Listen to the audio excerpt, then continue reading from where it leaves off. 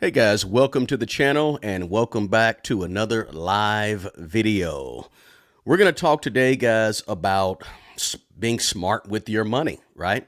And we're going to have a live Q&A, guys. So as you come in, guys, please do me a favor and give me a thumbs up if you can hear me okay and my audio is working, just to let me know. Just a quick thumbs up will be good. I hope you guys had a wonderful holiday.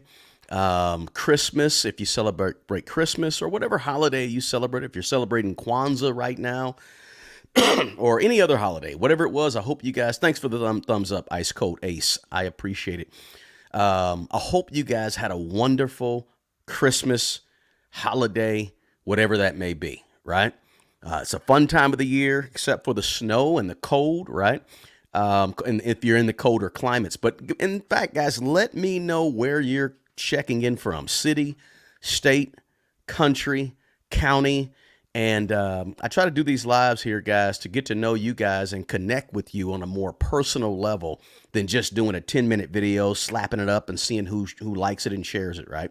But I like some of this long form stuff because it gives us a chance to really dig into these things in terms of money. Sometimes your money question can't be answered with just a 5-minute video or a 3-minute blurb. Sometimes we got to go into a little detail, and that's why I like to do these lives. So I do these lives on Thursdays and Saturdays. Thursdays at 4:30 p.m. Central Standard Time, and again on Saturday at 11 o'clock in the morning. So I appreciate these lives because I learn a lot from these lives, guys, and they also energize me, right? And they add a little different flavor to this channel. I see a lot of people on YouTube talking about money, but they don't do lives. They don't come on, and they're not really a face that you can interact with. And I want it to be more of a face that you could interact with, guys. So let me know where you're stepping in from, guys, what city, state. Looks like somebody is in here from New York City. Is that the Bronx, BK? We always ask that, right? Or is it Manhattan? Okay, then Raleigh, North Carolina's here. Good to have you, Corey, as always. Good to see you. I appreciate you. Let's see here. Atlanta's here. Long Island or Strong Island, which I think Public Enemy used to call it Strong Island. Let's see here. Boom, boom, boom. Let me go ahead and boo this. Boom, boom, boom. Let's just go ahead. Like, we got a troll that jumped in here early. So we got always like to read the videos of those folks, right? Merlin's in the house. Tulsa, Oklahoma. Good to see you on live too. Check the logic. Good to see you as always. Brooklyn, New York. Good. Boynton Beach is here. Good to have you. Virginia Beach, Virginia. One of my favorite states in America is Virginia. I like Virginia. Let's see here. Lakeville, Minnesota is in the house. Good to have you as well. Bert from Miami, good to have you. I'm glad you stepped in and good to see you. Looks like Clayton. Roy from Clayton is here. Good to have you. North Carolina, North Kakalaki. I don't know where that came from. But Destin, Florida, right? The vacation spot for home for many is here. And, of course, Lakewood, Washington, guys. So, again, the title of this video, Smart with Your Money, or Now's the Time, or It's Time to Be Smart with Your Money. And, you know, hey, let's talk about it because we're about to enter into a new year, and we want to maybe if you have resolutions or you don't have resolutions, perhaps this is a time when you can kind of gather your thoughts and maybe prepare to do some things different with your money, right? Now, I don't believe money takes all these extras. I think money can be very, very simple if we allow it to be. If money can be conquered and understood, and I think money can be appreciated by all of us, but I don't believe in, worshiping money or saying money is the most important thing. When people say, well, how can smart money bros say that money is not important? I'm not saying money is not important. I'm saying money is one tool. Let's keep it in its proper perspective. It's not all about just money. Life is not all about money, right? Money's not going to make you happy and all that good stuff. But there are some practical, common sense ways to use money to get what we want from money, right? And have the money work for us. And it doesn't take becoming a gazillionaire, right? You don't have to be a big-time billionaire to make money work for you and have fun and enjoy life at the same time. So we're going to talk about some questions that I received, guys. I put a post out there on YouTube on the community tab less than a week ago, 4 or 5 days ago, and I said, hey, can you guys ask me a few questions, and we'll go ahead and do a live about it. So I said, okay. I took a few of those questions plus a few more questions. I didn't get all of them because there's a lot. But I took a few more questions. I said, let's talk about these 8 questions that people have asked me.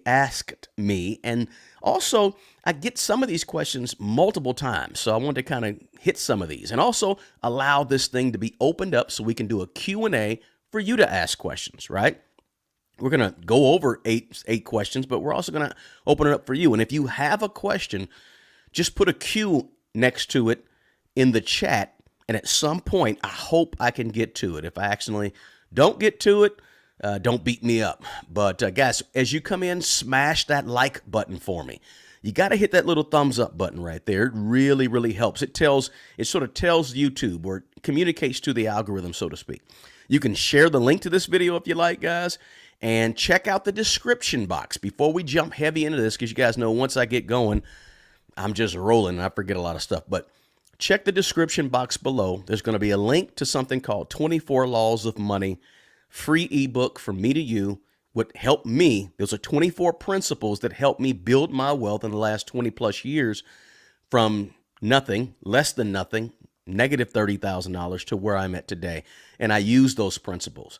And I didn't get those principles out of a book. Those are my principles that I use and for in terms of my money philosophy. There's also a link to Mint Mobile down in the description box. I'm a user of Mint Mobile.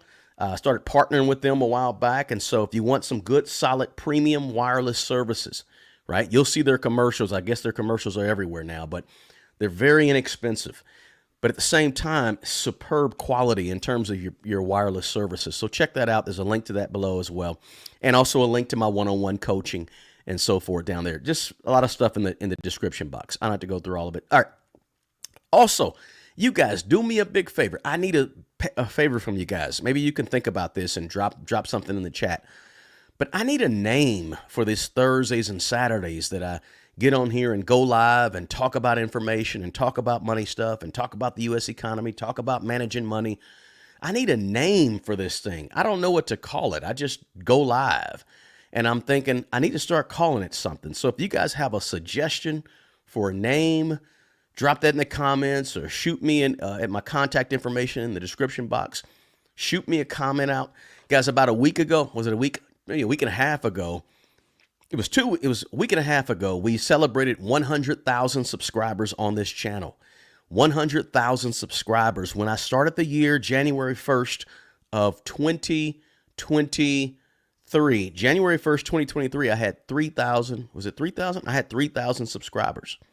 Now I have 106,000 subscribers in a year. Huge, big blow up. So we celebrated a week and a half ago on a Saturday. And we celebrated by giving out $50 and $75 e-gift cards right before Christmas, too. So that probably helped out some folks. We gave out, I think, we gave out 7 or 8 $50 gift cards. And then we gave out 2 or 3, I think 3 $75 e-gift cards from Amazon right before Christmas. So that worked out really well. So I was really happy about that, guys. But again, we're still sort of celebrating, right? But now we're still pushing. Now we got to go to work here and still get this message out to as many folks as possible. So drop your suggestions in the comments, guys. That would help me out. Let's see here. We got Lakewood, Washington. I said that already. Let's see. Boom, boom, boom. Connecticut. CT is Connecticut, right? Watching live from Ghana. Good to have you. From the west coast of Africa, right? Right next to Burkina Faso and some of the other wonderful countries there. Hi, I'm watching from New Zealand. Fantastic. New Zealand, way down there by Australia, southeast of Australia, I believe. Auckland is the capital. Guys, I used to teach geography a long time ago. That's why I get into all these, where are you guys from? I love to hear people from different areas, different countries and cultures and so forth. So New Zealand, excellent. Excuse me. Let's see here. Show name, Filling the Gap with Smart Money Bro. I'm a nerd like this, right? I'm a nerd like this. So what I do, call me strange, but I'm going to write that down. Just give it a shot. I'm writing down some of these things, guys, that you guys are saying. Filling the Gap with Smart Money Bro. Okay, not bad. Not bad at all. I like that. All right, appreciate that suggestion. If you have one, let me know. I'll write it down and go from there, guys. New York City in the house, good to have you. Haiti, living in Florida, good to have you as well. All right, so let's talk about this, guys. Um, where do I want to start? Let's just start with the first question. Let's go ahead and jump into it. And full disclosure, by the way, guys, I'm not a certified financial planner. Always just lead with that, guys, or I try to lead with that when I remember. I don't have all the answers. I don't know it all. I don't. I really don't. I don't know it all. I don't profess to know everything about finances. No. In fact, I'm learning every day. But I do know that I've helped hundreds of people at this point with their money, more than 200 or 300 people with their money. Because for several years, I did one-on-ones for 15, 20, 30 minutes with people for free on this channel. I just did it for free to help out people. And at the same time, I was learning as well and honing my craft of how to approach, how to coach, how to mentor, how to talk, etc. So I've helped hundreds of people with their money over the last, really four or 5 years before this channel. And so I built my wealth from nothing to something. And I've taught and talked to a lot of people about it. So that's kind of where this experience comes from, guys. I had somebody say, well, you're not a certified financial planner. You don't have to be a certified financial planner to be able to give good, solid money advice. Do you have to be a great cook, certified in your city to be a cook, to be a good cook? Not at all, right? Don't let that paper fool you necessarily. There's a lot of people that are excellent and great at what they do that don't have certifications, right? And so, but I do help a lot of people, right? So let's go over these 8 questions, guys. Don't forget to smash the like button, share the link, and of course, check out stuff in the description box. Hawaii in the house. We got Hawaii in, no, we got Louisville. That's what I'm looking at. Louisville, Kentucky. Good day. I'm sorry. Louisville. They say Louisville. They don't say Louisville, right? You can always tell when somebody's from it. They say Louisville. It's Louisville. Dope Law. Thank you so much. $10 chat. Shout out to you. Did you say, and I'm going to read the question, right? Dope Law said, did you say you have a TSP? Yes, I have a TSP. What did you set your TSP accounts to? I work for the post office. Dope Law. Question. I'm going to get your question out the way right up front since you sent that super chat. Listen, my TSP, guys, so you don't know, is for federal government workers in the United States, in America. When you're a federal government worker, you can put in towards their thrift savings plan, just like a 401k if you're a for-profit organization or company, and just like a 403b if you're a not-for-profit in America. So the TSP is the thrift savings plan. And there's about 5 funds where you can put your money in there. And each one of those funds are like index funds, right? They track a certain index. They're a bucket that has different things in there, stocks and so forth, all in the buckets.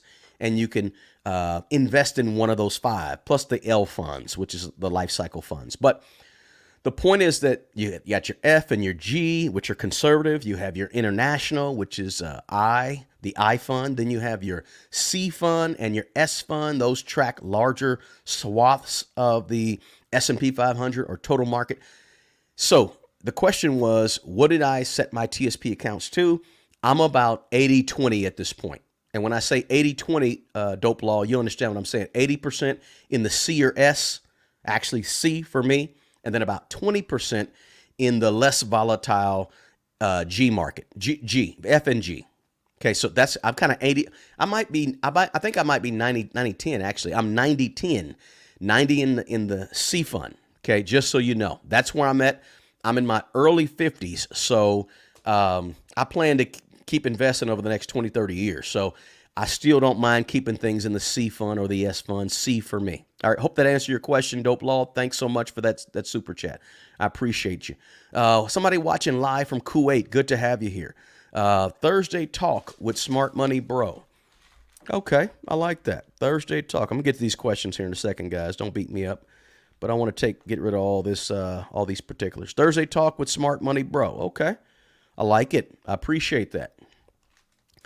All right, I appreciate that. Let's see here. C, S, and I. Okay, got somebody else in TSP. Great. All right, name, Smart Money Thursday. Smart Money Thursday. Huh, okay. Tossing it around, guys. Tossing it around. All right. So, good to have you, Joe, from New York City. Glad you'll be there. Let me jump into these questions, guys. All right, and I'll come back to the chat and check out a few questions in just a moment. Again, hit the like button for me, guys. Share the video. Subscribe if you're not a subscriber to the channel.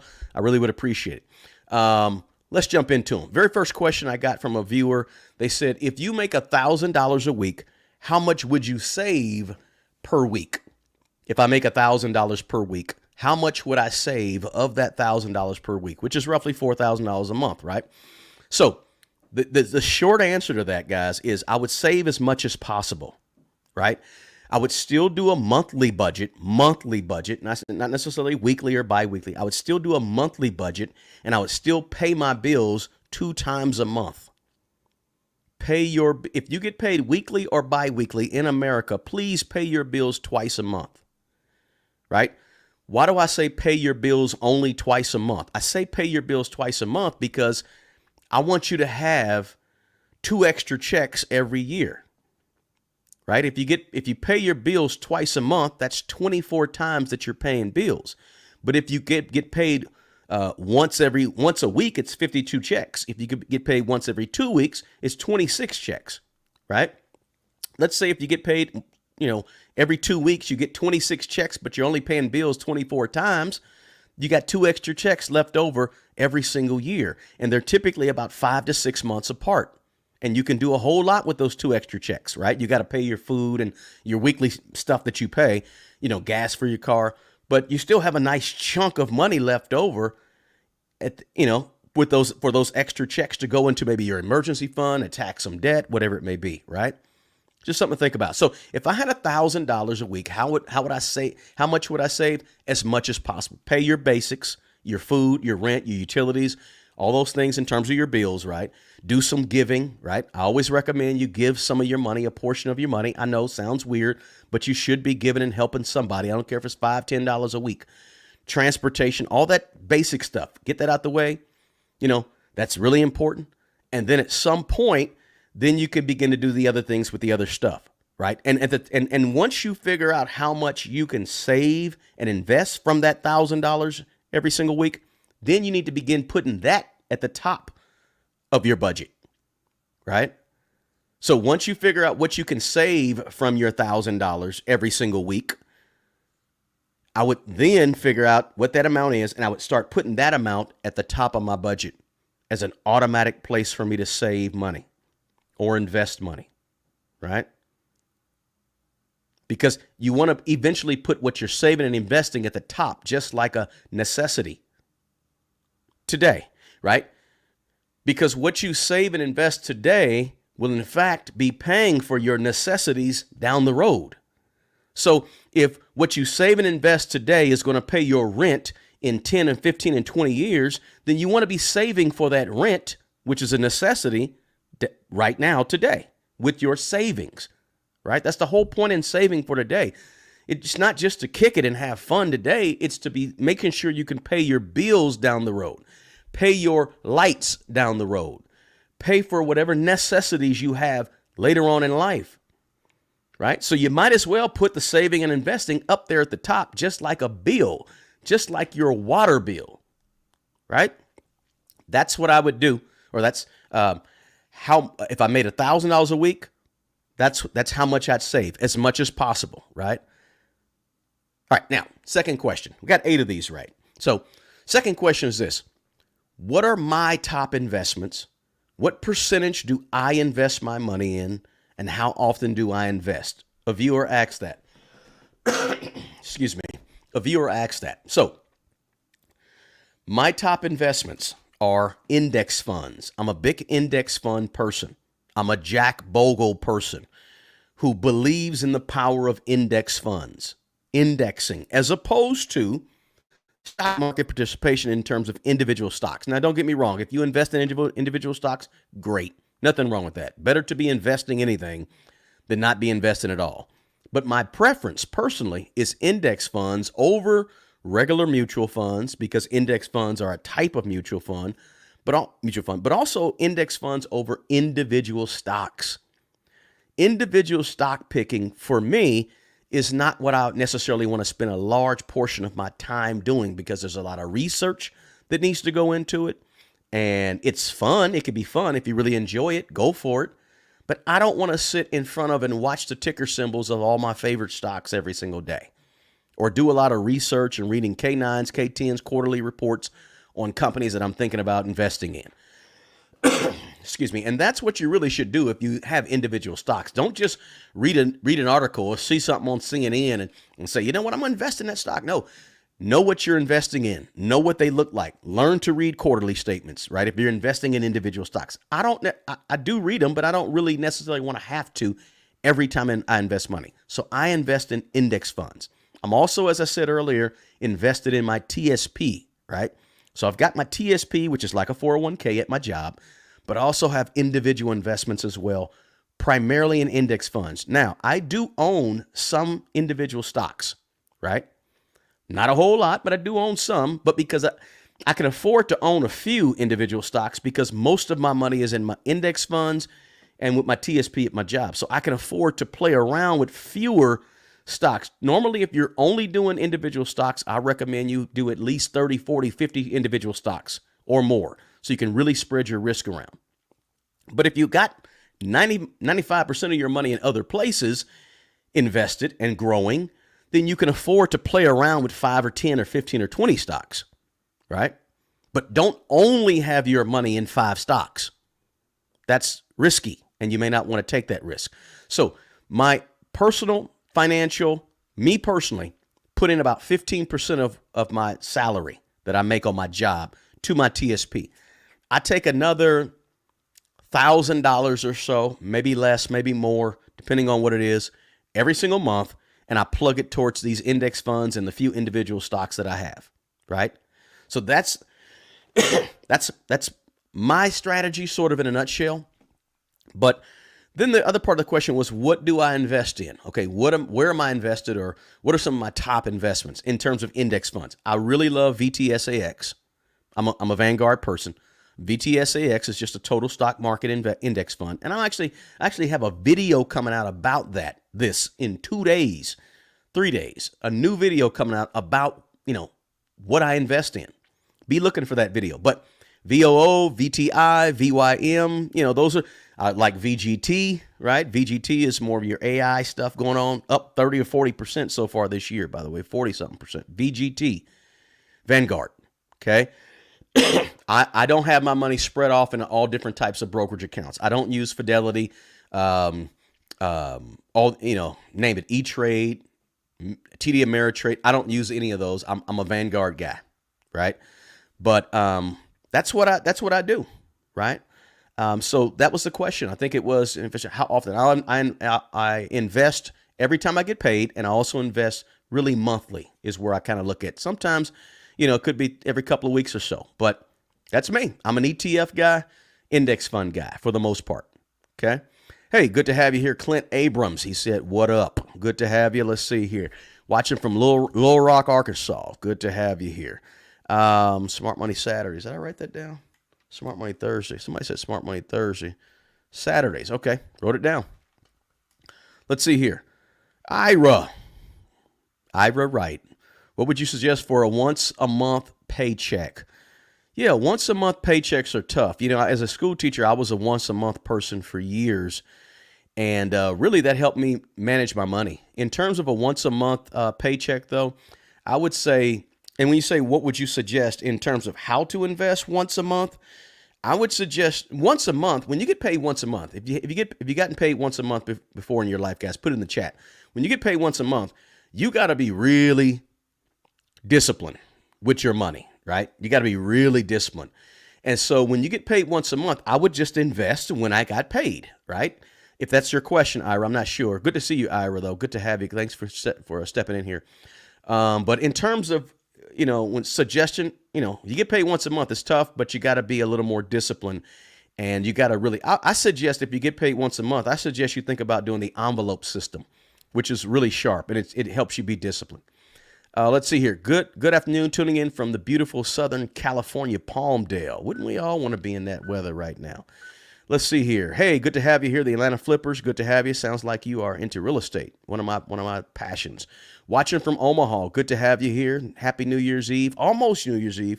Said individual stocks suck. Well, they can. Yeah. You got to be careful. And that's why they can be a piece of your portfolio, but don't make them your total portfolio. No, Karen White, I do not come out of the market when it's bad. I keep investing. Matter of fact, when the market is bad, I invest more because when you panic, those are opportunities for me. Not you personally, Karen, but you know what I'm saying. When everybody's panicked about the market and pulling their money, I'm plugging into the market, right? I'm dollar cost averaging first, right? Pretty much the same, but I do increase my investments just a little bit when the market is down, believe it or not. Counterculture to our emotions, right? But that's what you got to do to be successful. Let's see. Yeah, never out of the stock market total. VTSAX and VTI. I think I have a little VTI, Kevin. Matter of fact, appreciate that. Let's see here. Good evening, Kenneth. Good to have you here. How you doing, Glaw? Okay. Let's see here. Corey said, should I wait to invest until after my debt is paid off?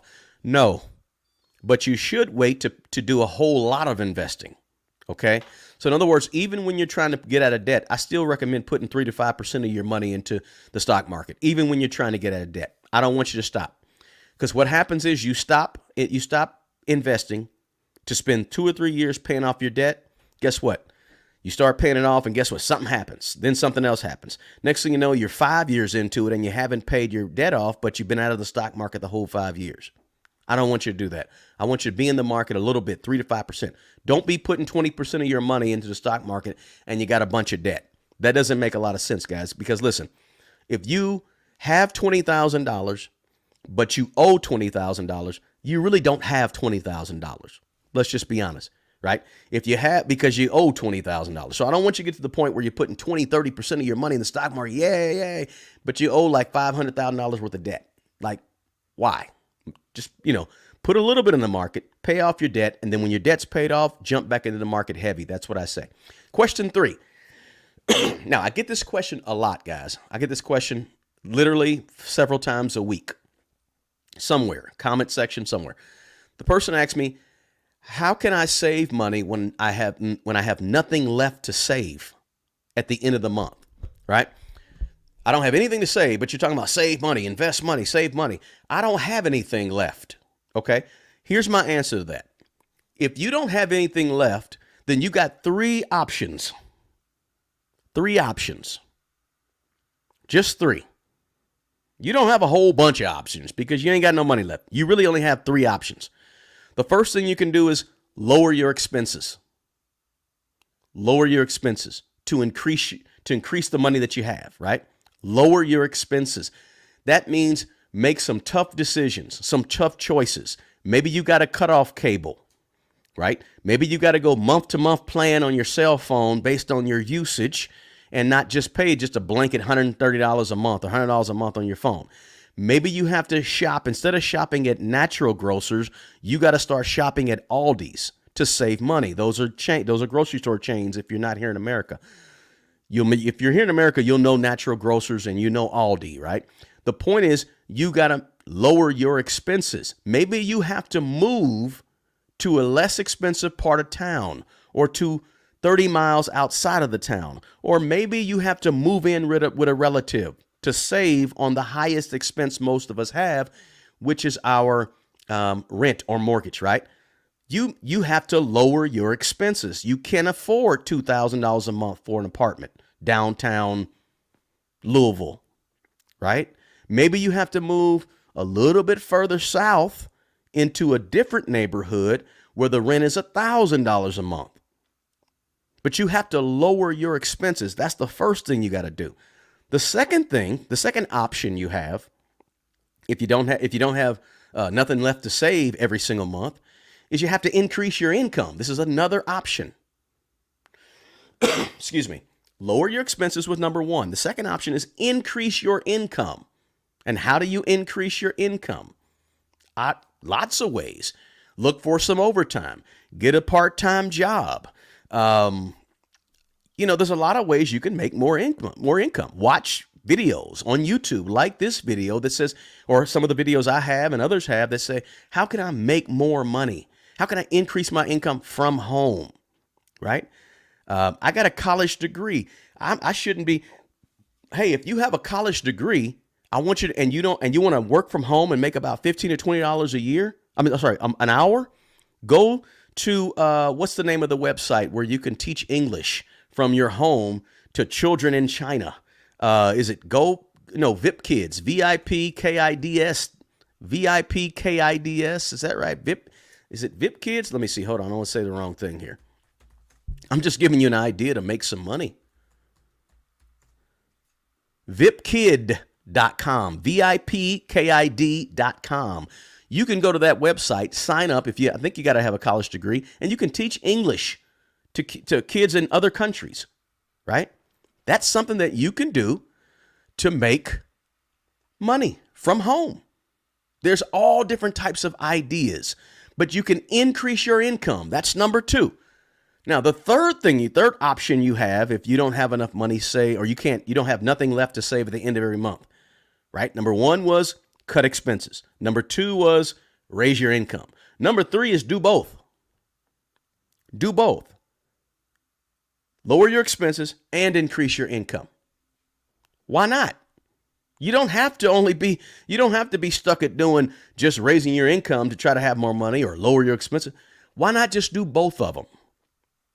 Right? Do both. If you want to see an incredible amount of change in your income, say in 2024, 2025, 2026, lower your expenses and at the same time, raise your income. Right? Of course, you can work a side gig, a side hustle. You can do all that, right?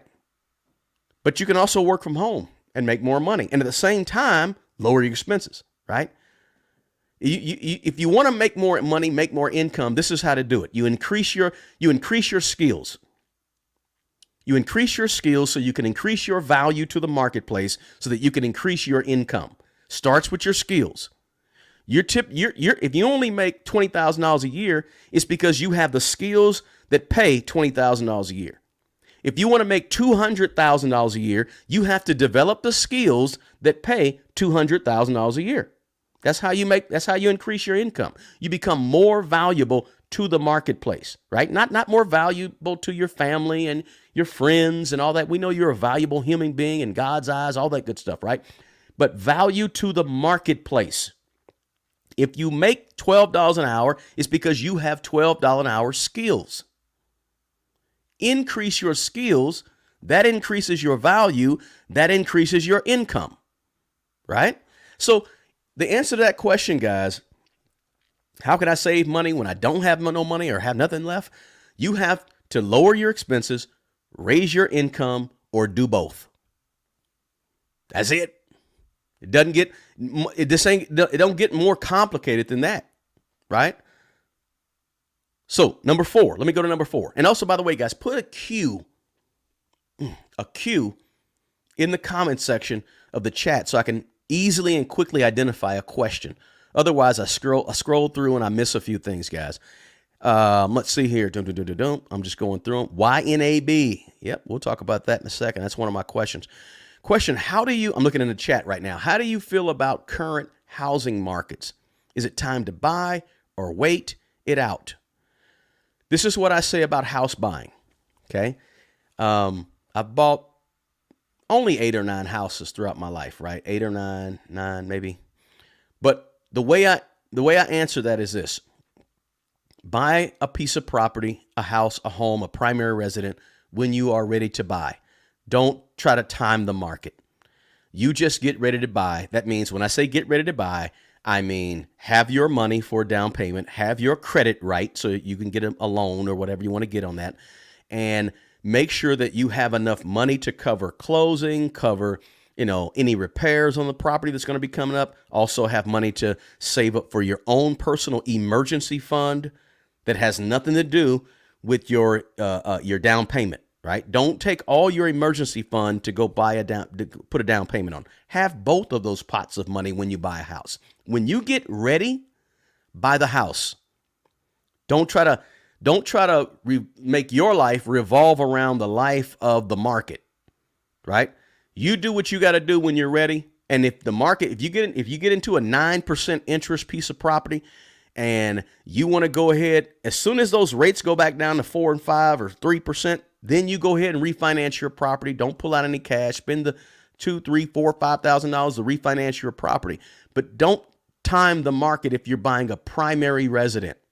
Now, if you're buying rental resident, something to invest in, now you can play a little bit. You can wait a little bit, hold some cash, not hold cash, then go out and purchase, not purchase. You can play with it more. But if you're buying a primary residence for yourself, just get your residence. Get comfortable in your home, right? Don't wait to see if the housing prices are going to go down, right? Okay, you want to buy a $350,000 house, and you want the house the price to be $325,000. So you're going to wait a couple of years, and don't do that. Right? You mess around, wait a couple of years so that $350,000 house gets to $325,000, and then that $350,000 house goes up to $425,000. And now you just messed up and lost $75,000 because you waited and didn't get in there when you could have got in there, when you were ready to get in there. So buy a house when you're ready to buy a house. No matter what the market is looking like necessarily, and no matter what the interest rates are looking like. Good to have you, Boston, in the house. You're welcome, Ira. Good to see you on here again. I'm not I don't do HSAs, but they're not bad, right? Nothing wrong with those at all.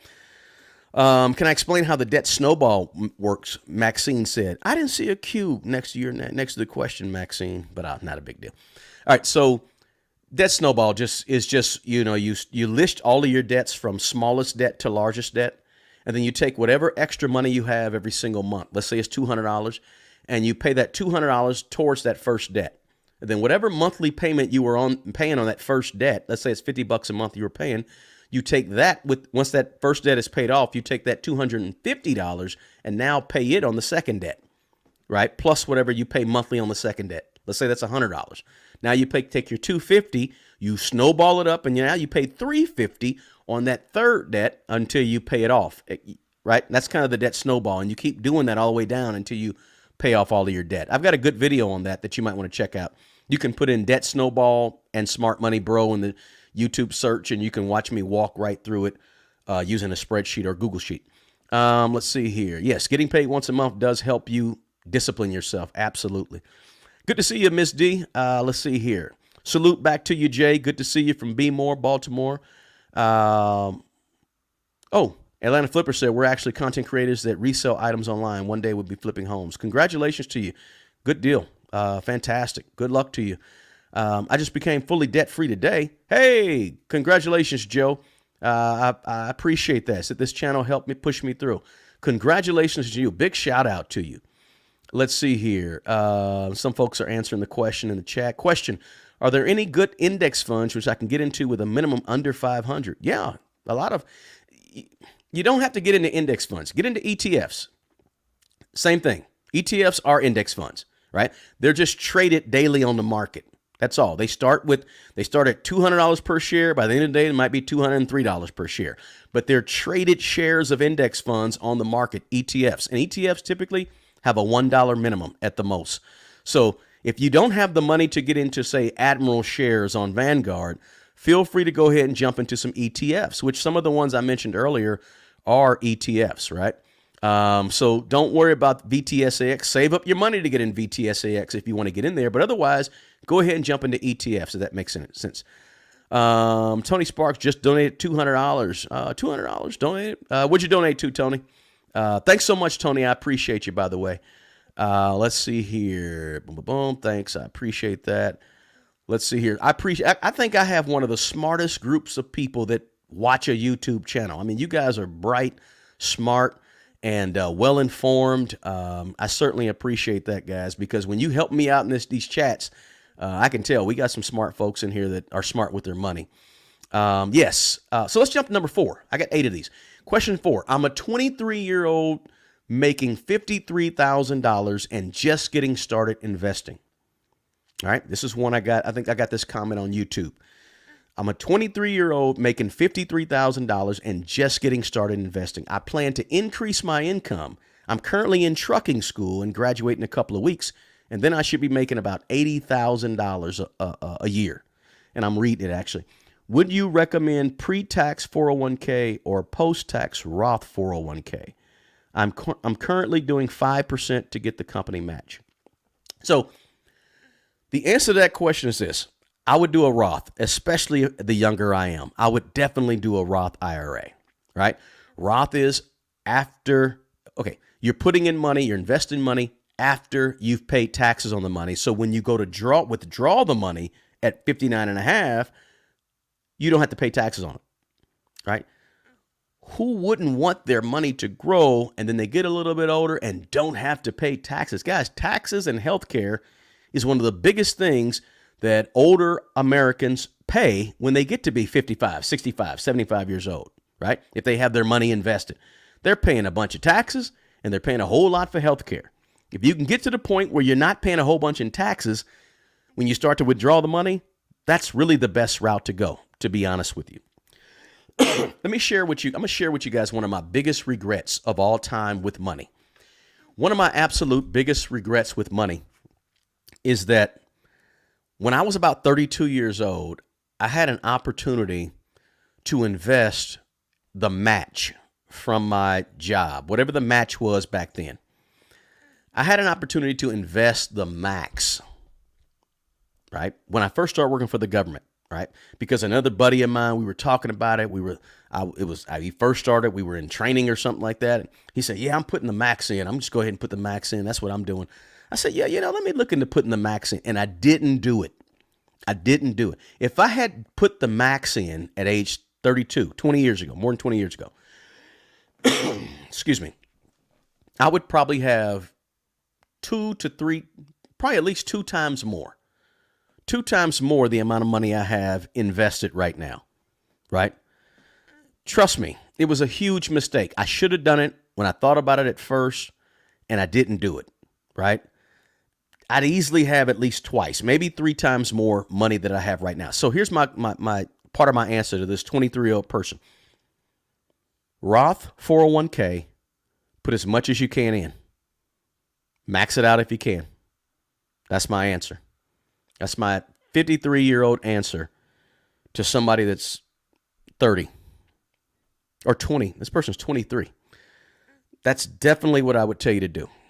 You could be where I'm at in terms of my money by the time you're 40, right?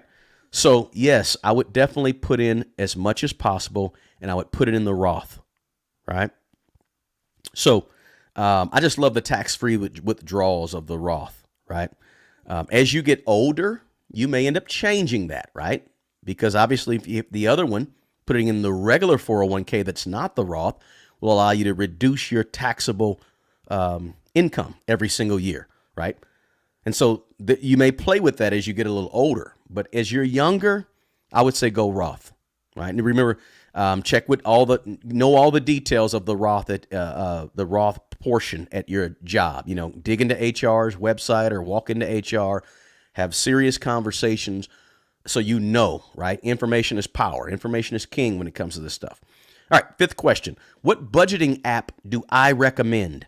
Somebody asked me on YouTube in the comments, they said, what budgeting app do I recommend? I don't have a budgeting app to recommend because I don't use a budgeting app. So to answer that question, I don't know. I've heard good things about, and I seen somebody mention this in the chat earlier, YNAB. I think that's you need a budget. So I've heard some good things about that one. Heard some good things about Dave Ramsey's Every Dollar, right? So there's a few apps out there that you could use that'll help you track your money. I don't use one. I use a spreadsheet. If I showed you I didn't use a template for my budget. I just used a spreadsheet that I made up, and I can make it look pretty if I want, right? But I don't. Mine is very basic, right? I'm like a super duper basic person. So I just do my budget on a Google spreadsheet. Keep it simple. But if you want to use something to help you track, there's nothing wrong with that at all. I'm just not a budget app guy. YNAB, Google that, and Google Every Dollar. Those are two that I've heard some good things about. All right, let me slip back over here to the comment section, guys. Excuse me. Let's see here. Somebody told Corey that there's $1 minimums on Fidelity. Absolutely. Fidelity does fractional shares. Vanguard doesn't really do much fractional shares. Let's see here. Reminder in the Roth. Yeah, Roth contributions. It may not be a limit on your job's Roth. That's why I want you to check with HR on that. Let's see. What are my thoughts? Anthony asked a great question. Anthony McCauley. I appreciate the question, Anthony. What are my thoughts on paying the house off early? great question, Anthony. That's an awesome question because I get it quite a bit. So here's why I am on paying the house off early. I believe that all debt is debt. Debt is debt, right? Debt makes you slave to the lender. All debt is debt. Now, some debt is more tolerable than other debt, right? If you have debt on an appreciating item, an item going up in value, I'm okay with that. I'm okay with debt on a home. Okay, I'm totally okay with that. But if you have debt on something that's going down in value, I'm not okay with that. I don't want you to have a debt on a car. I want you to buy your cars cash, okay? Because debt is debt, right? Some debt is okay because it's helping you, you're leveraging it and using it on, say, real estate or something like that. Great. It's going up in value. Cool. But sometimes debt is not, you're paying payments on something going down in value. So because a house is going up in value, you don't necessarily have to pay it off early if you don't want to. But here's the beauty of finance. Personal finance is personal. So if you want to pay that house off early because you just want to get rid of that debt for some reason, I don't think there's anything wrong with that either, right? Totally up to you. And some people will say, hey, check the math on that, right? If the interest rate on the home is 3%, but you can be getting 5% in the market, you can do that if you want, and that's fine. The math does work out like that, but personal finance is not necessarily all math, right? Because sometimes personal finance is, I just want to have peace. I don't want any extra debt. Yeah, I know I could do this and get more for it in the market, and my house is not very liquid. I can't sell it quickly, right? But sometimes, guys, remember, personal finance is personal. Everybody has a different risk tolerance level. No, people aren't the same. You may want to keep that house debt and invest because you want to make a whole bunch of money in whatever you're doing. Some people, they don't want to do that. They'd rather put the money in the house because it makes them feel better and less stress than to have this debt mortgage. That's okay too. You got to do what makes you feel comfortable, right? And whatever suits your risk tolerance level, right? You got to do what makes you breathe at night. Or breathe at night? Is that how I say it? Look yourself in the mirror. I don't know exactly how to put that, but you get what I'm saying. So that's my thoughts on paying the house off early. If you want to do it, great. Right now, I wouldn't throw a whole bunch of money into paying the house off early if I have a whole bunch of debt. Right? Go ahead and take care of the debt before you pay off the house early. I would say that. So a lot of these things are personal, but that's kind of how I would handle that. Thanks for that question, Anthony. Very good question. And thanks for putting a Q next to that question. Let's see here. Okay, somebody said, I know it's usually not good to time the market, but I have 100K sitting on the sidelines for the S&P. I don't want to pull the trigger near all-time highs. Okay, well, wait a second.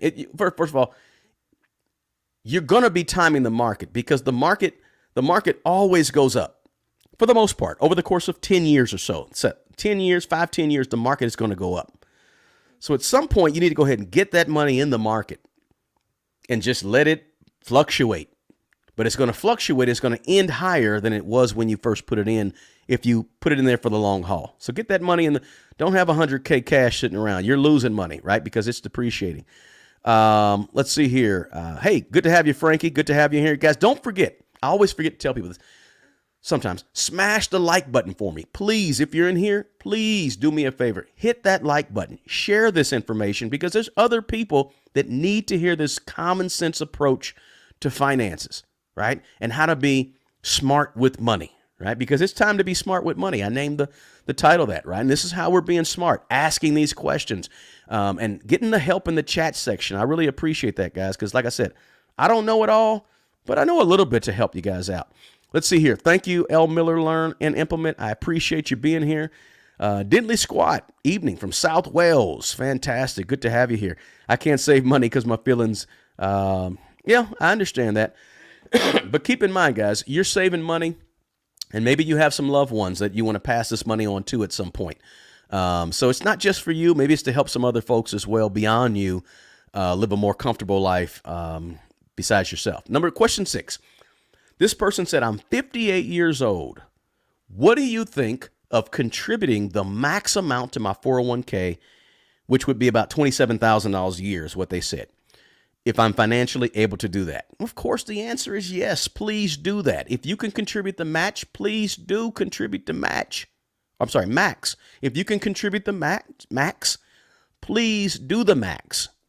Right now, I'm not sure what they're talking about, $27,000 a year, because that's not really what the max is right now, right? The IRS gives us, for individuals on a 401k plan upcoming in 2024, I think the max went from $22,500 to $23,000. It was $22,500 in 2023. It's going to 2024. It's going to be $23,000 the max. So I'm not sure where they got the 27,000 max. And if you're over 50, like this person is, they're over 50. You get the additional $7,500 that you can put in, kind of what they call catch-up contributions, right? So you can plug in up to $30,500 coming up into your 401k if you are over the age of 50, right? That's a lot of money every year. Excuse me. So that's my answer. Yes, please put the max in if you can afford it. Absolutely. That's a no-brainer. That was an easy question, kind of, right? That was too easy. Trying to straighten that hat out. My hat is got a new hat, guys. By the way, that's Kansas City Monarchs. That's what you're looking at there. Kansas City Monarchs, right? Phil Dixon.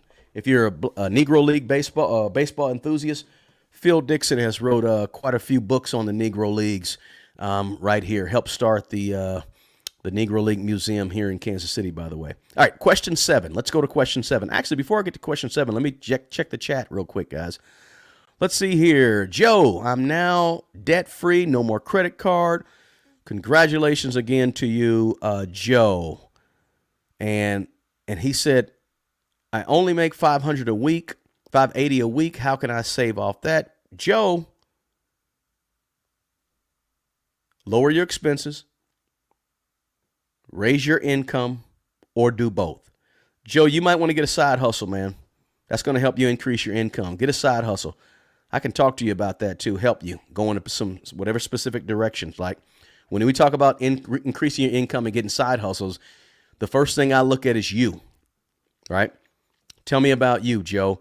What do you like? What do you love? What do you enjoy? What is your gift? What is your talent? What are you good at? What do you do better than most people? You don't have to think about it. What areas interest you? What do you love? What can you talk about for 2 hours straight, 3 hours straight without interruption, right?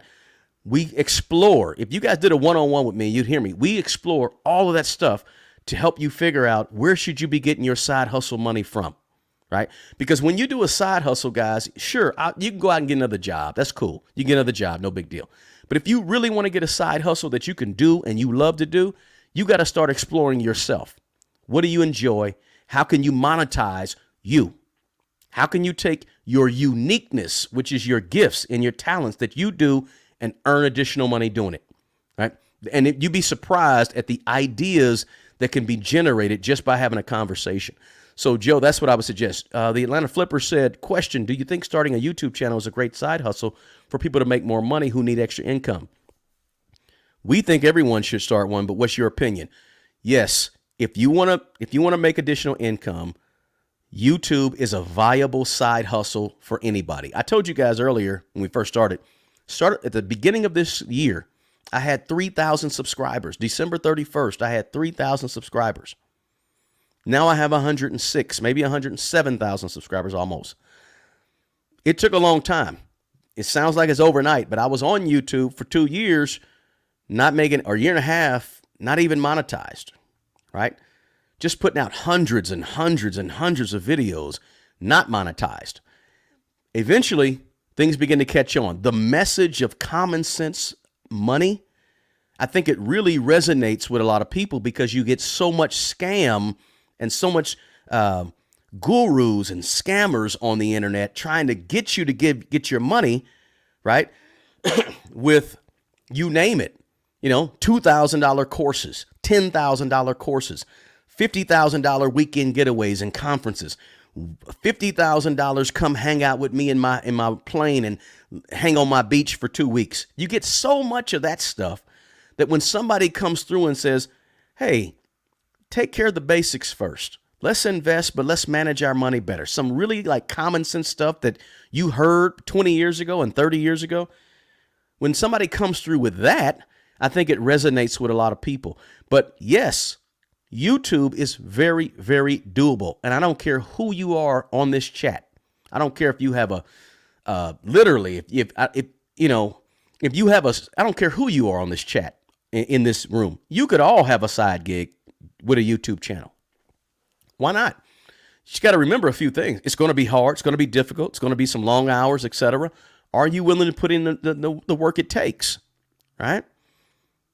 So, good question. Yes, YouTube is viable. Please grab a YouTube channel. Let's see. 23 years old, making $53,000 is pretty good for that age. Absolutely. Miss V, appreciate you being here, by the way. Let's see here. Boom, boom, boom. On average, whether up, boom. I'm just reading through the comments. I got a few more of these questions to share with you guys, though. Let's see here.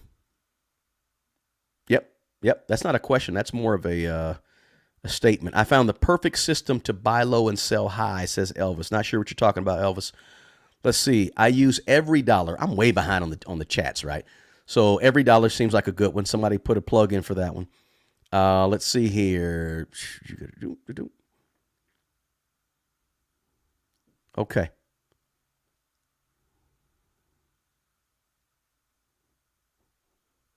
Okay, let's see here. Kevin, okay, I skipped a few. I'm sorry, Kevin. Kevin, what was your question? Kevin Gresham. I miss a few of them as I scroll through here, guys, especially if they don't have a Q next to it. All right, so let's go ahead and go to number 7 real quick. I'll jump back in the chat in a bit. Now, number 7, the question they asked me is this: how do I use whole life insurance to build wealth? And I've got that in several different forms. Some people have asked that question.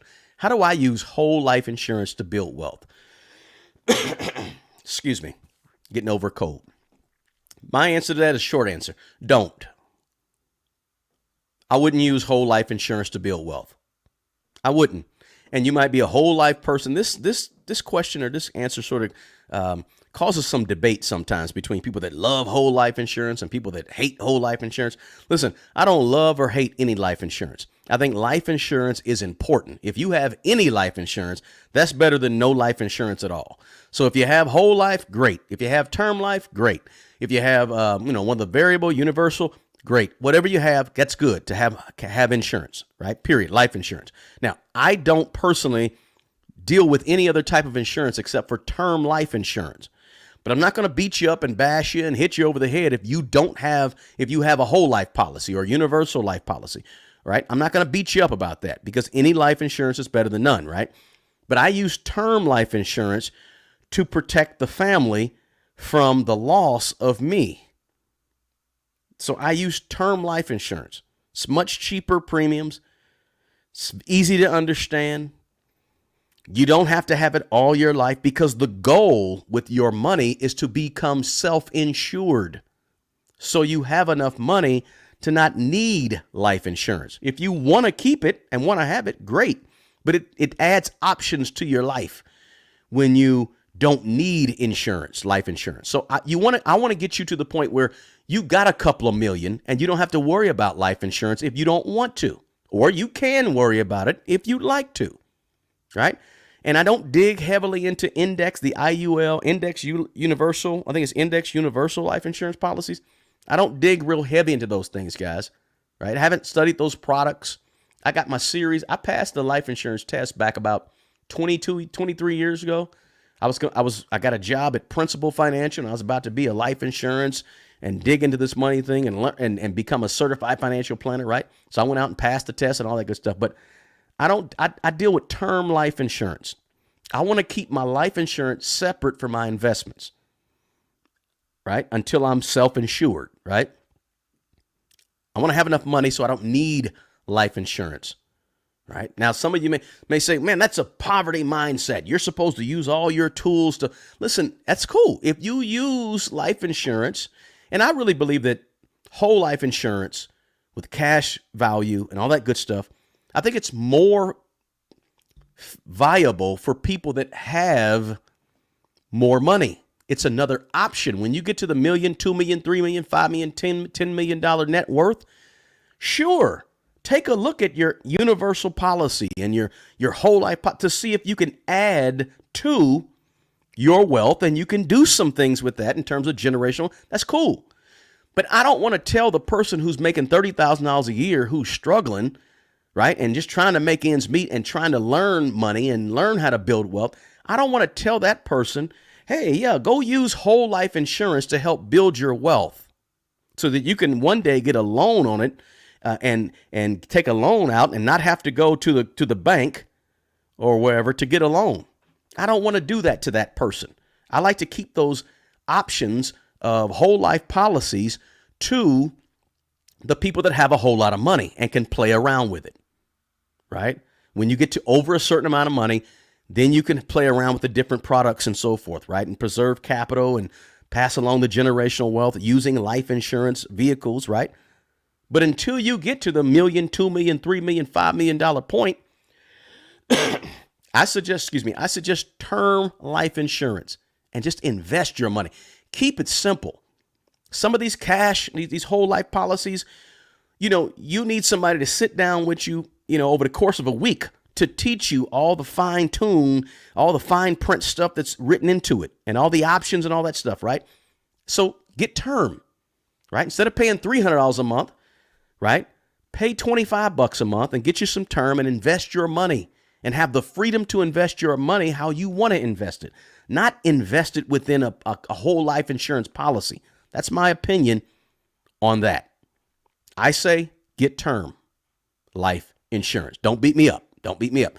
And listen, if you beg to differ, that's cool. Put it in the comments section below, guys. And if you're watching this on replay, it's okay. We can all have different opinions on money and still like each other, right? And respect each other. Question 8. And I'm going to jump to the comments in just a moment. Question 8. Somebody said, I read that real estate is more volatile than the stock market. Is this true? Yes. Wait, no. The stock markets are typically and historically more volatile than real estate. The stock market, I'll say it again, is a little more up and down than real estate, right? And whenever something is more up and down, it's more riskier. Right? It's more riskier. And more risk leads to more reward when it comes to your money, right?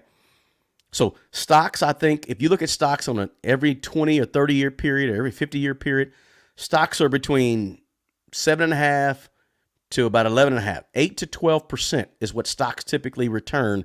And that's not necessarily adjusted for inflation. That's just what they return. Excuse me. Now, you talk about real estate, you're talking more 3 to 4% returns on real estate over 10-year periods. Typically, it changes. Real estate's different, right? The real estate in the middle of Louisville is different than the real estate in Fort Worth, Texas. And that's different than the real estate out in El Paso, Texas, which is different than California real estate, which is different than West Virginia real estate, right? So real estate differs, but it can go typically 3, 4, 5%. Is what your return is on real estate, right? Higher returns in the stock market because of the higher volatility of stocks as opposed to real estate. Real estate is a little more safe place to invest your money, notwithstanding what happened in 2008, 9, and 10. We know about that, right? So keep that in mind as well. So guys, make sure you smash the like button. Don't forget to hit the like button. Subscribe to the channel if you're not a subscriber. I'm going to look at a few of the questions here in the chat, guys. If you have a question, put a Q and let's talk about it. Feel free, by the way, if you're watching this on replay, to drop a question in the comments section because I come back and I always go back and answer all my comments. Guys, in my comments section of my videos, and you can check this out and mark my word on this, in the comments section of my videos, I see a lot of learning that can take place. There's a lot of questions, or I usually ask a question at the beginning of my videos, a lot of my videos. And typically, you get some really good learning and things and good information in the comments section of my videos. So I would suggest that, if you're watching the video of mine, check out the comments, drop a comment, because there's a wealth of information in those comments in terms of people, in terms of what they say and so forth. And I try to monitor the comments. I don't do a great job all the time, but I try to, monitor the comments so we can get rid of some spam, which you're going to find in some comments, right? But If you're watching this later, please drop your question in the comment, and I'll try to go back and answer it for sure. Don't forget to sign up below, guys. You can sign up to get your free 24 laws of money in the description box, and you can also sign up for this channel. I do one-on-ones. If you join this channel at the advanced level, I do 25-minute one-on-ones with you every single month for nearly almost free. Not quite free, right? But like I said, I did that for free for a lot of years, and now I just charge a little bit of money for it because it's just time consuming, but I don't mind helping, right? So check that out. You can look in the description box. You can join this channel at the advanced level and get access to me because, once again, personal finance is personal. Everybody's situation is different. Miss V's situation is different than Corey VB's situation. Their situation is different than Clint's situation or Sam Mack. How you doing, Sam Mack? I saw you in the corner. All right, let's see here. RC, great. Boom, boom, boom. Just looking through the comments, guys, see if you got a question for me. So somebody said, I'm looking at a Roth contribution limits and they're showing 7,500. I'm confused. It depends, Miss V. Sometimes, like, if you want to, when jobs offer a Roth 401 option, when jobs offer it, sometimes you got to check with your HR, but sometimes you can go above those limits if a job is offering a Roth from within the job, right? So hope that helps. See here. Or take a HELOC. Somebody said something about a HELOC. Yeah, I'm not a big recommender of a HELOC. Kevin said, how do I capture equity in my home without selling outright or refinancing? That's a great question, Kevin. When you say capture the equity in your home, I'm assuming that you want to have access to the equity, right? Of course, you got your HELOC, which we just said earlier in a previous question, but you could maybe do a HELOC based on how the HELOC is structured. I would check with your finance company on that. Maybe check with the current lending company that's financing your current home and see if there is a way for you to get a HELOC, going to be a little higher interest and so forth, but perhaps a HELOC. Otherwise, refinance and don't touch your equity. Don't have to pull it out necessarily if you refinance. Refinance is going to cost you, though. Let's see. Hey, Marcella from Arizona, good to have you here. Somebody said, I don't understand whole life insurance, and if you don't understand it, you shouldn't buy it. Absolutely. Only purchase things that you buy. Only get into investments that you understand and you buy. Good to have you, King Nashore, looks like.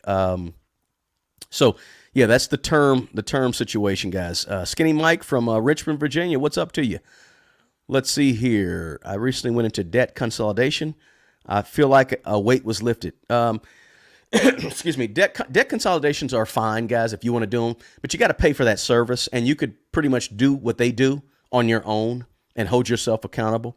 And a lot of times with debt consolidations, they can be good, but remember, you're typically just moving money around, right? You're just kind of moving debt around, and you're maybe putting it in one place, and that's cool if that's what you want to do. Nothing wrong with it, but you're paying for that service if you get someone to help you do that. Let's see here. Real estate, Corey. Real estate is probably the greatest investment that I made a decision on. That's one of my highlights of my decision making when it comes to money, is getting into real estate at a fairly early age, 32 years old when I bought my first 30 years old when I bought my first property. Let's see here, from Escanaba, Michigan. Tell me if I said that right. Here's a question. If you're trying to pay off loans, what do you think of the concept of something called velocity banking? I'm not a big velocity banking person. I'm not.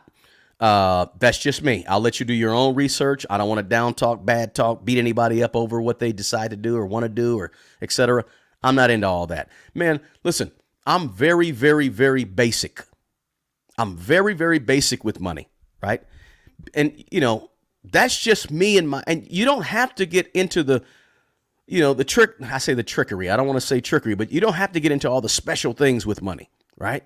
That it's going to take a associate's degree to try to understand. Money is not that complicated. I'm just not a fan of all of the velocity stuff. Let's just put it like that. Let's see here, Derek. You are already a company if you have a rental property. Absolutely. Speaking of that, guys, if you do own rental properties and you're in here, if you want to buy a rental property, if you have one rental property, okay, you can put it in an LLC. Think about putting your properties, and if you have more than one, think about putting separate properties in separate LLCs. Something to think about, right? Let's see here. Great info. Good. Boom, boom, boom. Question. Thoughts on Bitcoin? That was somebody said. Jack. Is that Jack? Nice name. Jack. Thoughts on Bitcoin and crypto. Let me tell you what I have. I have a 7-figure. I'm just going to be honest with you. I like to be transparent. I have a 7-figure net worth. I have about $400 at this point in crypto. That's what I have. About $400 in crypto. So I hope that answers the question. What do I think about crypto? So in other words, I'm not a big crypto person. If you want to get into crypto and you understand it, you like it, you want to put a small portion of your money in it, great. No problem with that. Again, everybody's different. I don't have these overarching, I hate this and I hate that. No, you do what you want to do. There's a lot of ways to skin the cat, right? A lot of different ways to do what you're trying to do and get to where you want to get to. Your way may not be my way, and that's cool. We can still be friends, right? But if you want to do crypto and you want to, I just recommend don't go heavy into something that's so unregulated right now. I wouldn't be putting 40 and 50% of my net worth into crypto, right? If you want to have some of your, 5, 10% of your holdings in crypto, Ethereum or Litecoin, Bitcoin, whatever the coin may be, that's cool. It's no problem with that. You can be diverse. It's good to be diversified, but I don't want you having too much of your money into crypto. I would not advise that. Okay. So that's a great question, Jack. I appreciate you asking that. Name idea for your talk show, Small Talk Thursdays. Let me write that down. I appreciate that. Small talk. But you know what? It's not small talk, is it? I guess it is kind of small talk, but it's big talk it's small talk that's very important. So a small, big talk. Oh, maybe that's it. Small, big talk Thursdays. I don't know. I'm just tossing stuff around, guys. Keep giving me those suggestions, though. Drop it in the comment section if you're watching this at a later date. I'm looking for we come on and do a show on Thursdays at 4:30 p.m. Central Standard Time and Saturday mornings at 11 a.m. Central Standard Time. I'm looking for show. I need names of it, guys. Yes, please smash the like button for me. Very, very important. Hit that like button. Very important, guys. Please. Hey, Mommy Trader's in the house. Check out her show. She has a YouTube channel. She can also give you some insight on what it takes to start a YouTube channel and to maintain a YouTube channel and to grow on a YouTube channel. But she talks about a lot of investments as well. And so please check her out. Mommy Trader, Trader. You'll see her in the chat section here. Let's see here. I missed what you said about buying property. Take out a mortgage or wait until you save the money. Laureen Knight, good to have you. Good question. I missed what you said about buying property. Take out a mortgage or wait until you save the money. What I said about it earlier, Laureen, I said, don't time the market. Don't time the real estate market. Buy a piece of property when you're ready to buy a piece of property, right? It doesn't matter if the interest rates are 10%, 12%, 2%. You can't predict when they're going back down to 2%. You can't predict if and when they're going to go to 13%. So scratch all the predictions and get yourself ready, right? Have money saved up for a down payment. Have your credit in order. Make sure you know the location where you're buying the property, the home for yourself, right? And when I say know the location, let me give you a full gist of know the location. In other words, when you go to buy a property, the most important thing is buying a piece of property where that property is located. I know it's cliche-ish, location, but it's important. But don't just know the location, but know as much as possible about the location. What's coming to the location and what's recently left the location. And then if things have left the location, why did they leave? Why did McDonald's close up? Why did Taco Bell leave? Why did the nice restaurant on the corner pick up and move 2 years ago? Why did the strip mall close down? Why did the mall? You need to know these things. You need really what you need. Let me hip you guys to this, because I'm also a planning and zoning commissioner, believe it or not. So when you need to know, you need at least a 2-year history of the location where you're looking to move to. When I say 2-year location, you need to know at least what's left in the last couple of years and why it left. You also need to know what's come to the location in the last couple of years and what drew it to that location, right? So they built a new school 2 blocks away. Why did they build a new school? The school, the elementary school 2 blocks away closed down. Why did it close down? You want to know what's coming and what left. You also want to know what can be done in your location, what can't be done. You want to know all the HOA that, look through the HOA stuff so you know the HOA stuff. You want to be well informed about the location. How is the crime rate, right, in the location you're moving to, right? Right? Or what about the socioeconomic level of the people that live in the place where you're looking to buy a piece of property? You got to know all that when you buy a piece of property. Don't just buy a piece of property just for the heck of it. Buy the property with full knowledge of the location, right? History, future. History, future, right? Something to think about. Okay, let's see here. Smart Money Bros go live. Let me write that down. Smart Money Bro. Can't be bros now. It's got to be bro goes live. Okay. Just wrote it down. Appreciate that, Brenda. All right, Stephen. 1 to 5% of total portfolio in crypto. Not bad. That's good. That's a good place to be, Stephen. I think that's a great place to be. What do you think of Sam Bankman-Fried, SBF, right? The famous, infamous SBF, looking at over 100 years of prison for stealing billions of dollars worth of crypto? I don't want to beat that dude up, but he was obviously fraudulent. And if you fraud the people, then you get what's coming to you. You take good care of people. At the end of every video, I'm gonna say it at the end of this video. I always say, take care of yourself and take care of other people. That means take care of yourself and don't steal from other people. When you start stealing from other people, that's a problem. You get what you're gonna get the wrath will be laid upon you, right? So let's see. What is your favorite investing platform? Vanguard. I'm a Vanguard person, guys. Like Vanguard, been on there. Hey, if you're comfortable with Fidelity, go with Fidelity. You just use a platform you're comfortable with. I don't use apps for investing on my phone and stuff, guys. Somebody said, what are my thoughts on NFTs for investments? Thanks, Youper guy. Appreciate it. I'm not an NFT guy. Non-fungible tokens, I think that stands for. NFTs they've lost a ton of value, as you guys probably know. NFTs have lost so much value in the last couple of years. I'm not a person that I don't like to invest in things that are not really tangible. Paper assets is about as intangible as I get when it comes to investing. I like real estate. I like paper assets, right? I like owning my own business, right? But that's my big three. I always say my big three: owning a business, investing in the stock market, and buying real estate. Big three. But you only need 2 of the big 3, guys. All right. I know people that all they do is real estate and they own their own business. That's it. That's cool. And they don't like or trust the stock market. That's cool. They're going to be fine, right? They got 2 of the big 3. Or you may say, I like the stock market and I like real estate, but I don't want to try to be having my own business and building my business. I don't want to do all that.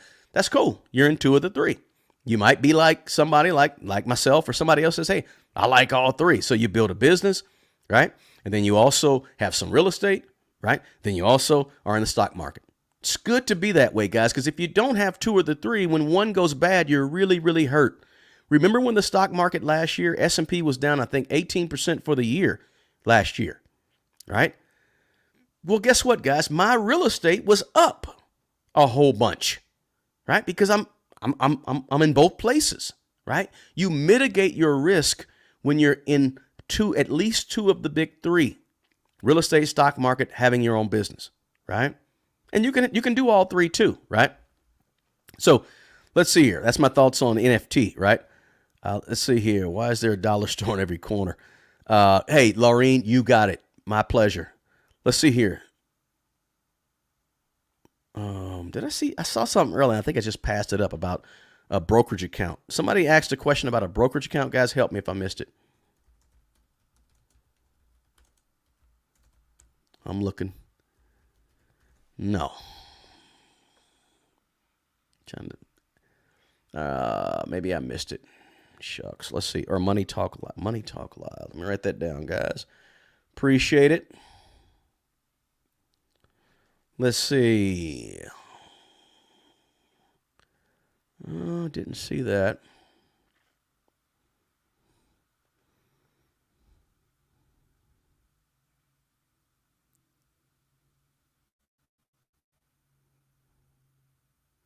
All right. Somebody actually, and maybe ask it again here. Something about, oh, I think I found it. Should you, $250,000 in a brokerage account. Is it FDIC insured? Thank you, Millie Mill, if you retype that in there. Okay. So, no, I'm not sure. I got to check that out. Let me check that out, guys. Is it FDIC insured for your, excuse me, your brokerage account? And let's see here.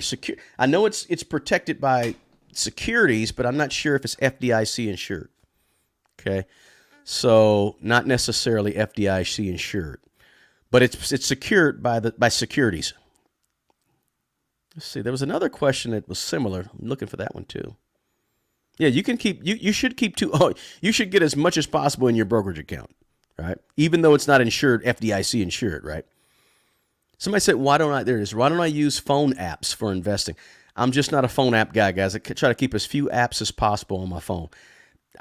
I'm old school, so I don't like or need everything to be super easy and convenient for me, right? If everything is too easy and convenient, I get lazy. That's just me. I get lazy. So I don't want everything to be super duper convenient. Not everything. Now, I do still use a remote control. I don't get up to turn my own channel and all that good stuff, right? So I use some things, but apps, I don't need an app to tell me my steps for the day and all that kind of, I don't need all that stuff. I don't want to be that tied to my phone. If I lose my phone, that's cool. I don't need it because I don't need it. I don't have a bunch of apps on there. Let's see. What is the best way to buy real estate as a beginner? Good question, Robbie D. What is the best way? I found it. Okay. The best way to buy real estate as a beginner depends on what you want out of real estate. Okay. If you just want a primary home, buy a primary home. If you have poor credit and you just want to make $20,000, $15,000, maybe you should wholesale. Wholesale, where you go find a seller, a motivated seller.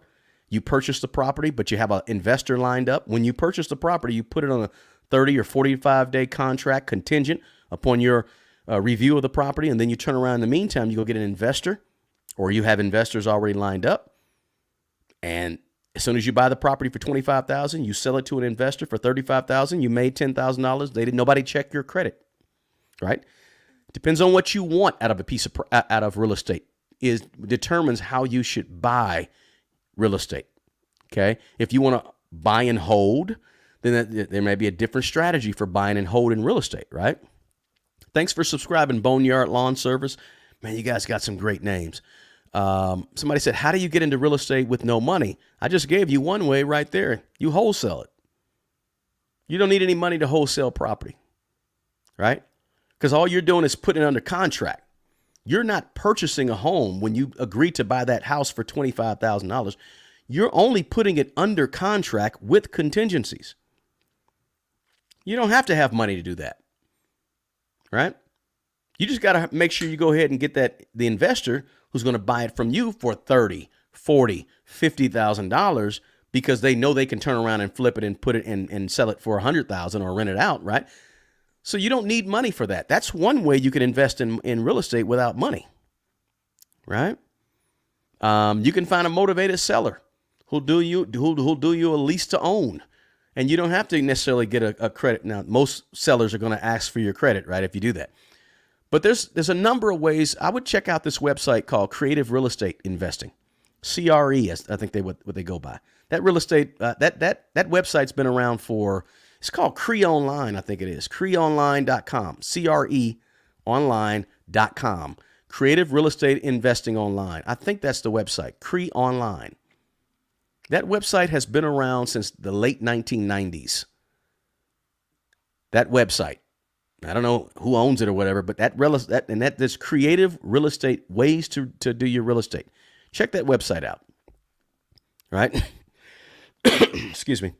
Let's see here. How do you get a one-on-one? Oh, if you want to get a one-on-one with me, check out the description box below. There's two ways. The description box below where you can have a 2-hour, 90-minute to 2-hour one-on-one with me.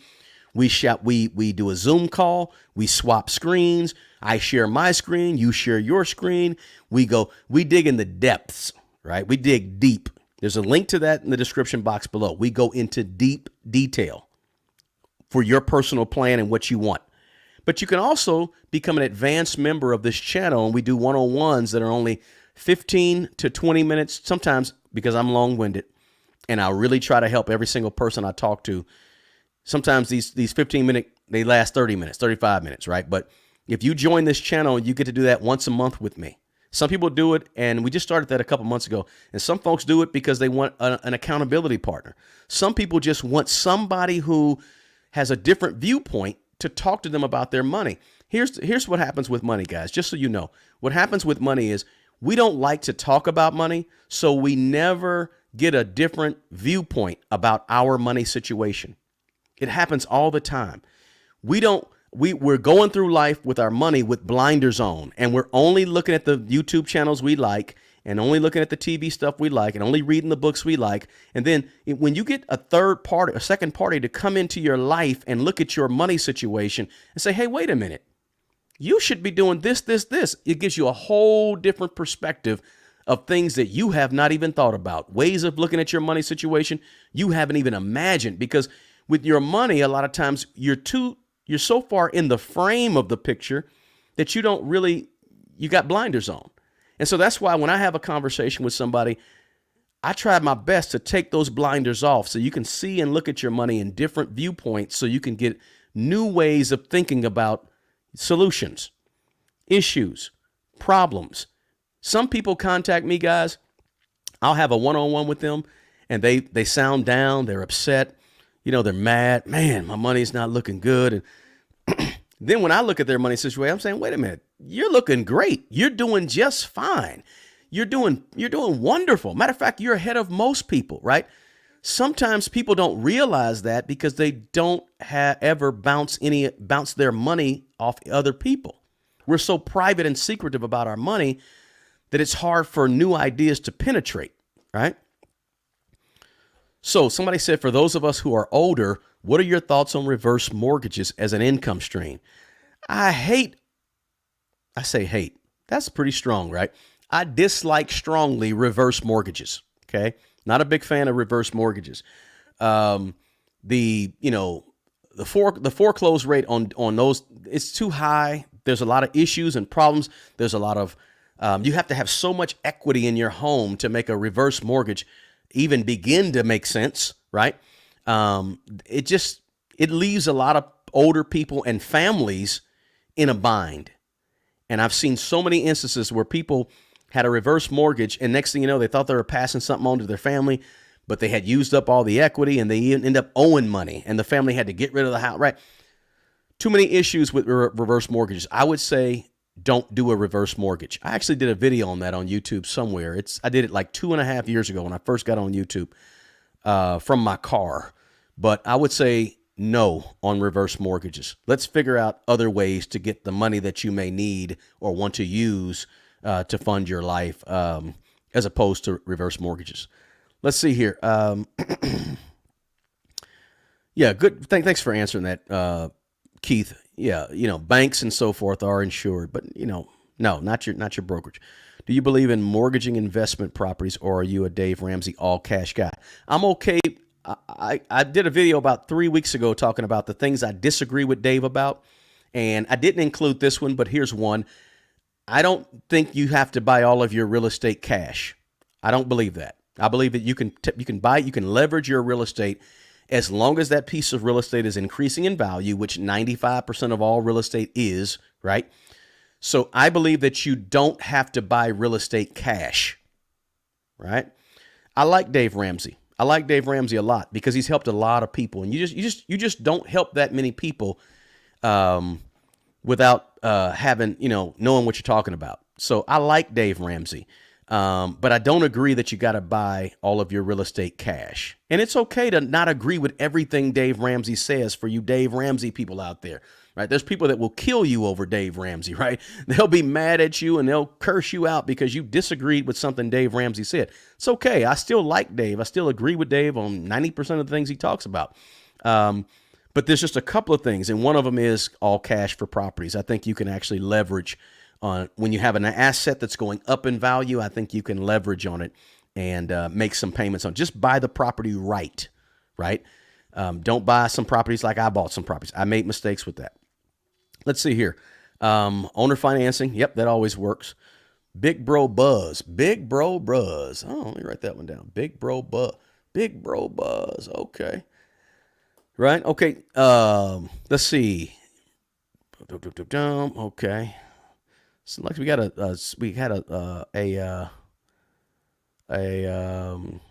what do you call it? A person I got to ban in the comments section. Guys, let me know when we get somebody come through the comment section and are rude and disrespectful, right? We have that'll happen every now and then, right? But that's okay. We just get rid of them.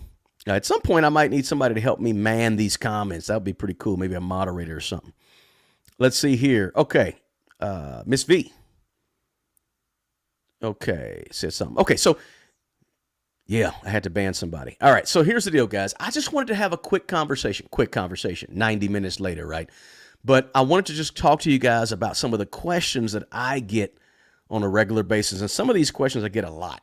Some I don't get too much. They're new, but I get these questions a lot, guys. And I'm okay with it. I love it because I really want to help as many people as possible. This channel is all about making money, investing money, saving more money, managing your money better, and giving you information. Every now and then we'll talk about the U.S. economy and how that affects our money, right? So there's a lot of things we do on this channel, guys, and I like to do these lives because I like to give you guys a chance to talk to me, right? A chance to give me some feedback real time, as opposed to just plopping up videos, a bunch of videos for you to see me in, right? I don't want to just do that. So, there's some money questions that you just can't answer, in a 30-second blurb. You got to kind of explain it a little bit, right?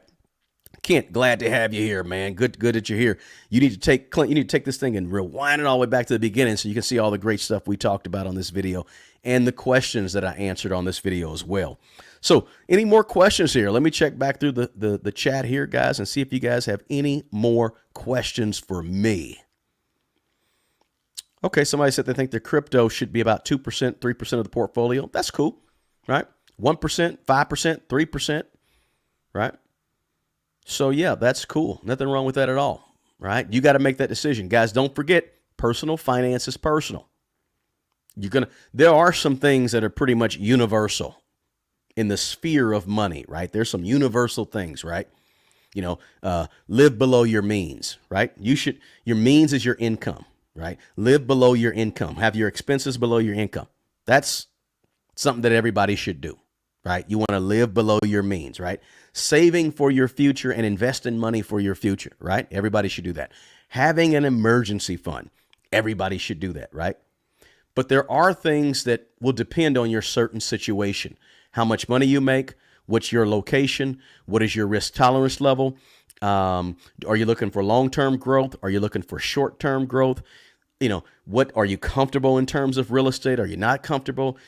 There's a lot of things that vary per person, right? And a lot of times when you get on these YouTube streets, the YouTube channels, you have people that give these real blanket statements, and sometimes those blanket statements don't apply to you and your situation. And you've got to know how to kind of discern and decipher what's talking to you and what's not talking to you, right?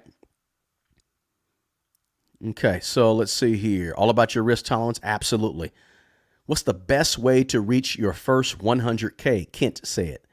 Invest in stocks, plus keeping job, side hustles. All that. You're going to get to, the more money you invest, the quicker you get to 100K. Right? More money you invest, the quicker you get to 100K. But your first 100K is the hardest 100K. I guarantee you. Guys, when you have $500,000 in the market and one year it goes down to $400,000, the next year it's up to $600,000. That's what happens when you have $500,000 and $600,000 and $700,000 in the market. When you have $30,000 in the market, you don't get those gigantic swings, right? But when you get up over 100,000, you start seeing these bigger swings. If the S&P and the market is up by 12% for the year, and you've been putting in money, dollar cost averaging 10% of your pay into it, you're going to see there'll be years when you go from 100,000 to 150,000, right? Because of the swing of the market, right? That's why you got to. So once you get past that first 100,000, once you get past 500,000, you begin to see those bigger swings, guys. What percentage is good to invest? I have no debt other than my house. Absolutely, as much as possible, Anthony. If you can swing 20%, put 20% in the market. If you just want to put in 12%, that's cool too. but I would say as much as you can afford to put in there comfortably and you're comfortable with, right? You may say you want to stretch yourself a little bit, right? You want to go 20%? 20% is great. If you're able to get 20% of your money into the stock market over the next 20 years, you're going to be a millionaire, right? 20% of it, you're probably going to be a millionaire, right? But that's over a course of time, right? Takes time. They call it building wealth for a reason, because you're building the wealth, right? You just don't get the wealth and it pops up in your, no, you have to build up to it. At least for me, right? The average millionaire, I think I've read 2 studies on it.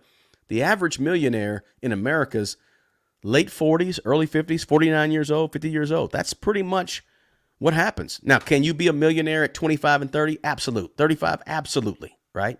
Nothing wrong with that at all. But just remember that for most of us normal folks, it takes some time, right? It takes some time, right? All right. So, hey, guys, with that, I know we've been on here a long time. I'm going to end the live unless you guys got a couple of quick, tough, good questions for me that you can drop in the chat section. I really enjoy discussing this stuff with you guys. I look forward to these Thursdays. And by the way, I hope you guys had a wonderful holiday. As I mentioned at the beginning of the broadcast, hope you have a wonderful new year coming up. And I'm going to be putting out a lot of content, digging more on the investing side of the house. I think there's a lot of folks that want to know what exactly to put my money in and what's growing for me. And I'm going to do some videos that really break that down in much more detail for you guys. And I also got to say this, guys, this channel is your channel, right? This channel is not just me. I like to every now and then I want to come on here and do some Q&As to kind of hear from you guys and give you my thought process on things that have helped me grow my wealth. And maybe that can shed some light or at least help some of you guys with some things that you could be doing to grow your wealth. And so I'll be doing more of that in the next year here coming up, guys. But I'm also going to be doing these lives on Thursdays and Saturdays. Thursdays at 4:30 p.m. Central Standard Time. Saturdays at 11 o'clock in the morning Central Standard Time here in America. And great opportunities for you guys to get in touch with me, right? Because I want this to be more of a community as opposed to, here's my new video, check it out. Here's my new video, check it out. Come on here and have a conversation with me. Join at the advanced level for $24.99 a month, and you can have conversations with me. And I don't pull any punches on those conversations. I try to give it to you as raw as possible, and I try to give it to you so in plain language, and just be sometimes as a sounding board for you, sometimes as a person that's going to hold you accountable, sometimes as a mentor. And I've mentored a lot of guys over, so guys really gravitate towards, but I mentor ladies too. It doesn't matter, right? Doesn't matter. Just anybody that wants to get better with their money. You want to make more, you want to save more, you want to invest more, you want to be a better manager of your money, right? I think that's something I've done over the years is manage money properly, right? Put money in its proper perspective, use it wisely, make good money decisions. I can definitely help you out with that, as well as your real estate, right? Because I've managed rental property for 20 years, over 20 years, bought and managed rental property. So I do a lot of investing stuff too and help folks with that area as well. Growing a YouTube channel, figuring out side hustles and side gigs, helping you develop your gifts, your talents, and monetize those things so you can make some money on the side doing something you enjoy as opposed to just getting another job, right? All those things we talk about quite a bit on this channel, guys. So yeah, I enjoyed being here. Mo B, appreciate you. Blue Sky, Corey Rich said, which low-cost index funds you suggest? I would check out Vanguard and look at the sectors that you like, right? Vanguard, VTI, VOO, VYM, your dividend stocks, right? Those are ones. And Corey Rich, I got a YouTube video coming out Sunday, 3 days from now. Watch that video. I'm going to break down these index funds a little bit better. And I want you to watch that video. It's going to help you out. But you can always put a comment here in this comment section, guys, or on any of my videos, and I try to get to those as well. Be careful about the spam. Check out the free stuff that I have below. Free stuff. Somebody said upgrade your money. I caught that. Good. I'm glad I caught that. Upgrade your money as a deal. I appreciate that show title. Let's see here. Yes. Don't forget, before I close this out, you please smash that like button for me. Share this link with somebody who doesn't mind, 90 minutes, 90 plus minutes of just chilling and talking about money and growing money and their personal finances. Shoot that over to them, guys. The link to this right here. Also, please don't forget, you got free stuff in the description box. Grab it. 24 Laws of Money. If you really want to know what my philosophy is, it talks about my story a little bit over a few of those pages in that ebook. But if you want to know what my philosophy is about money, look at those 24 laws, the 24 laws of money. Those are principles that have pushed me from the year 2000, when I was a struggling 30-year-old teacher with less than zero money. Those principles helped change my mind about money. And that changed my behaviors with money. And that changed, ultimately, my outcomes with money. Right? So check that out, guys. I appreciate you being here. Thank you so much. I want you to tune in on Saturday morning, talking about another topic, guys. And smash the like button. And also, if you're watching this on replay, drop me a comment. Right? I want to answer a question. Hey, I always say, the best person who's going to take care of the old you is the young you. Guys, take good care of yourself and take care of other people. Until the next video, peace.